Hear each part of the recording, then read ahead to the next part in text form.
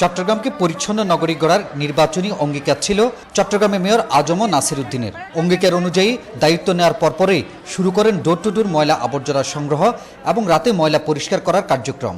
কিন্তু কিছুদিনের মধ্যেই মুখ থুবড়ে পড়েছে সেই কার্যক্রম।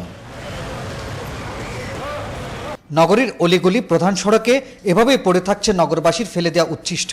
পচা দুর্গন্ধে ভারী হয়ে উঠছে পরিবেশ। দিন দুপুরে প্রকাশ্যে এভাবে রাস্তায় ময়লা ফেলা হলেও অবস্থাটা এমন যেন দেখার কেউ নেই। আমরা দুর্গন্ধলায় থাকতে পারতেছি না, এখানে অনেক গন্ধ। মানুষজন এই যে মনে করো নাকসি বিজির চলাফিরে করে, এখানে থেকে বিভিন্ন ধরনের রোগ জীবাণু ছড়িয়ে পড়তেছে, যা মানুষের জন্য ক্ষতিকর। নগরবাসীর ফেলে দেওয়া উচ্ছিষ্ট আর ময়লা আবর্জনা যথাসময়ে পরিষ্কার না করার জন্য সিটি কর্পোরেশনকে দুষলেন স্থানীয়রা।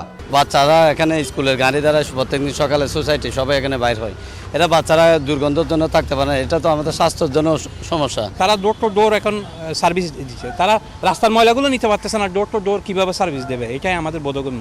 এদিকে ডোর টু ডোর ময়লা আবর্জনা সংগ্রহের এই কার্যক্রমে সফলতা আনতে কঠিন পথ পাড়ি দিতে হবে বলে জানালেন সিটি মেয়র। এজন্য গণসচেতনতা সৃষ্টি সহ বিভিন্ন পরিকল্পনা নেওয়ার কথা জানালেন তিনি।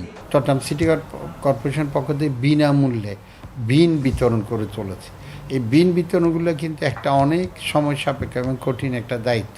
সচেতনতা সৃষ্টি করার জন্য আমরা অ্যাওয়ারনেস যে ক্যাম্পেইন, এটা আমরা অব্যাহত রেখেছি। তবে চট্টগ্রামকে একটি পরিচ্ছন্ন নগরী হিসেবে গড়তে সিটি কর্পোরেশন কার্যকর পদক্ষেপ নেবে, এমনটাই প্রত্যাশা নগরবাসীর। হাসান ফেরদৌস, 21 টেলিভিশন, চট্টগ্রাম।